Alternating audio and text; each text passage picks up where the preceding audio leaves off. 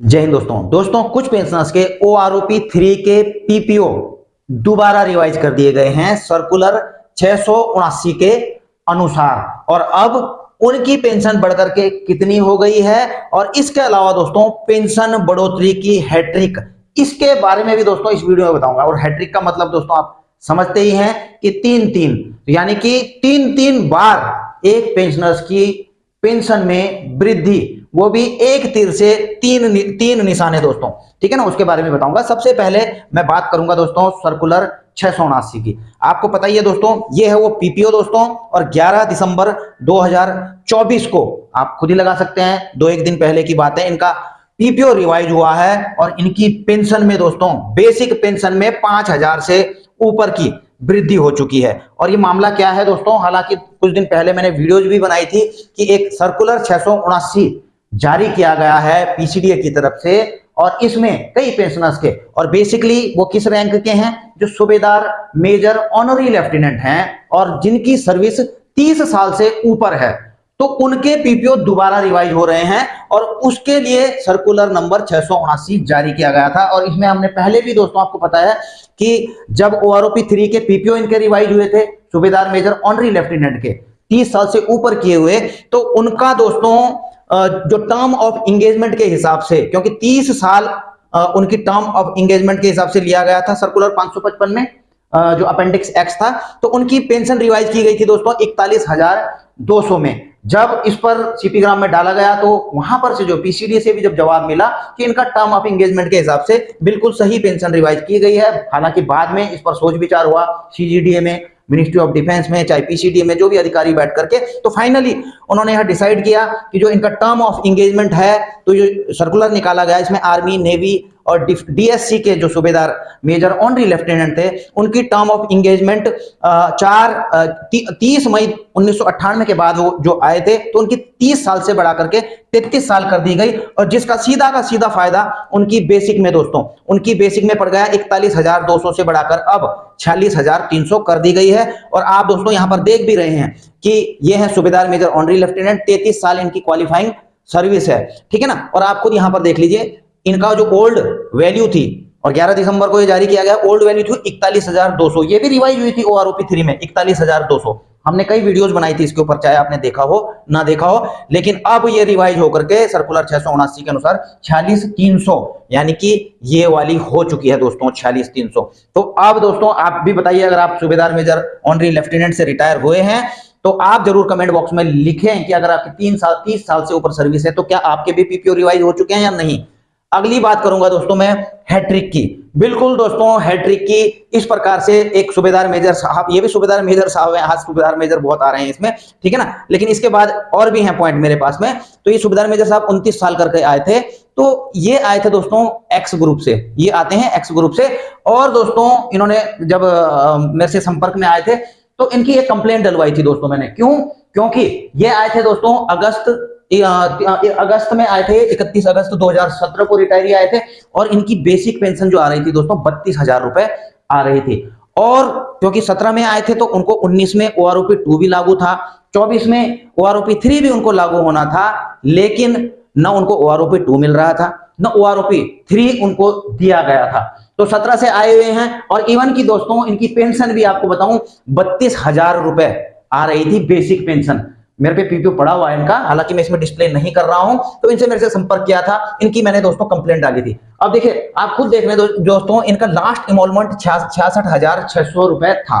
तो पेंशन मिलती है इसकी 50% लास्ट इनरोलमेंट की, तो 33,300 होना चाहिए था, लेकिन 32,000 ये पा रहे थे। और इसके बाद OROP 2 भी नहीं मिला, 3 भी नहीं मिला। इनकी दोस्तों मैंने कंप्लेंट डाली सीपी ग्राम में। आप देख भी रहे हैं कि सूबेदार मेजर ये जब से डिस्चार्ज हुए हैं 32,000 रुपए बेसिक पेंशन पा रहे हैं।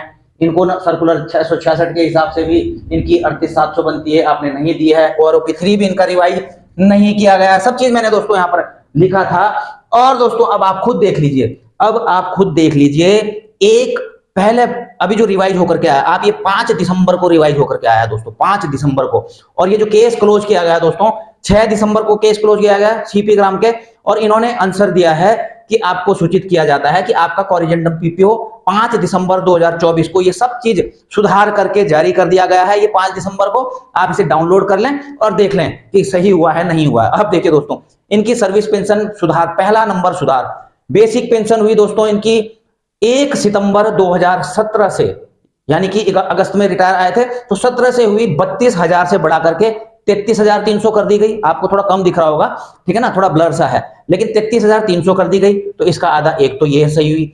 दूसरा दोस्तों, ओआरओपी के सेकंड रिवीजन में यानी कि 1 जुलाई 2019 से इनकी पेंशन बढ़ा करके 38,700 रुपए कर दी गई, जो कि मैंने कंप्लेंट्स में डाला था। और अब दोस्तों ओआरओपी 3 में भी यानी कि 1 जुलाई 2024 से तीसरा पॉइंट, इनकी पेंशन बढ़ा करके 39,700 रुपए बेसिक कर दी गई है। 39,700 रुपीज बेसिक कर दी गई है।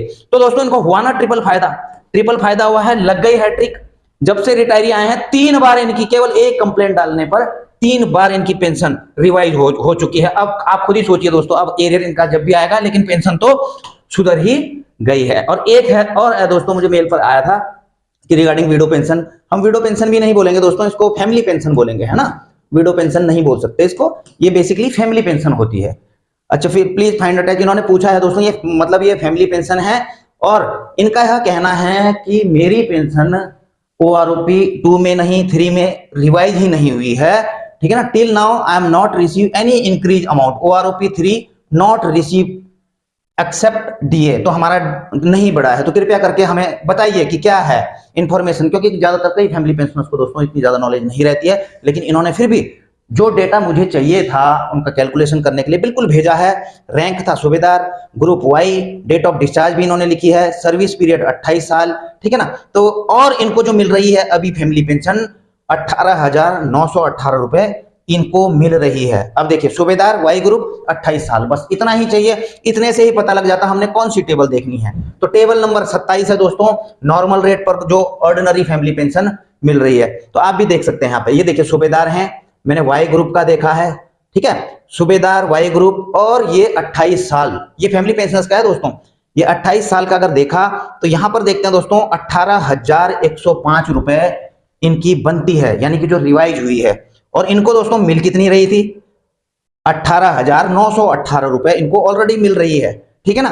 तो 18,105 से ये ज्यादा ले रहे थे, यानी कि जो एवरेज है इससे ये प्रोटेक्टेड है, कम नहीं होगी, लेकिन क्योंकि इससे ज्यादा ले रहे थे इसलिए इनकी नहीं बढ़ी है। और सेम दोस्तों, जिस प्रकार से जो 2016 से पहले के रिटायरी सूबेदार हैं दोस्तों, जैसे उनकी नहीं बढ़ी है, तो इनके हस्बैंड भी 2005 के रिटायरी हैं, क्योंकि फर्क दोनों जगह पड़ेगा दोस्तों। अगर सर्विस पेंशन में पड़ता है जेसीओ की, तो उसी प्रकार से जो फैमिली पेंशन ले रहे हैं जेसीओ की 2016 से पहले के रिटायरी हैं, तो उनकी पेंशन में बढ़ोतरी बहुत मुश्किल है, नहीं हुई है तकरीबन उनकी पेंशन में। अगर 16 से पहले, हाँ 16 के बाद वालों की तो हुई है दोस्तों, लेकिन 16 से पहले वालों की नहीं हो पाई। और कारण आपको पता ही है, एवरेज जो रिवाइज हुआ है उससे ऊपर उनकी पेंशन चल रही है, यानी कि जो 16 के बाद आए हैं दोस्तों उनकी पेंशन 16 से पहले वालों से कम है। हालांकि दोस्तों मैं आपको इसके कई कारण कभी बता चुका हूं, तो इस पर मैं ज्यादा बात नहीं करूंगा, आप इस चीज को समझ सकते। तो दोस्तों आज की वीडियो में मैंने आपको पेंशन रिवीजन के 2 केस और इस प्रकार की जानकारी दी।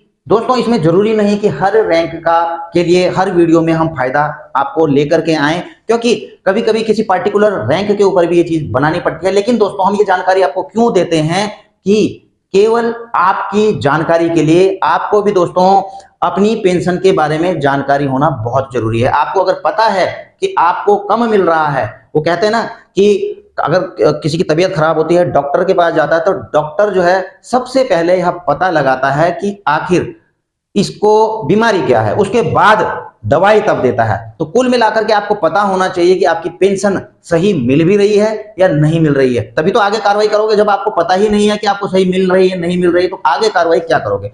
इसलिए दोस्तों बिल्कुल जागरूक रहिए, आप वीडियोस देखते हैं तो आपको कहीं ना कहीं कुछ ना कुछ ऐसी जानकारी मिलती रहती है, ठीक है ना। तो बाकी दोस्तों आपकी मर्जी है, आप जानकारी के माध्यम से आप, क्योंकि आपको पता है आज की डेट में नॉलेज ही पावर है, आप जागरूक हैं और आपके अधिकार, आपके पेंशन आपको सही रूप से नहीं मिल रहे हैं, तो उसके कई प्रक्रियाएं हैं, उन प्रक्रियाओं को करके आप बिल्कुल सही रूप से सही पेंशन पा सकते हो, सही वेलफेयर अपने पा सकते हो। तो दोस्तों वीडियो अगर आपको अच्छी लगी हो तो इसे लाइक शेयर कर सकते हैं, चैनल में नए हैं तो चैनल को सब्सक्राइब करके बेल आइकन का घंटा दबा सकते हैं ताकि आपको मेरी आने वाली वीडियोज की नोटिफिकेशन भी मिलती रहे। जल्द मिलेंगे नई वीडियो में नई जानकारी के साथ। जय हिंद, वंदे मातरम।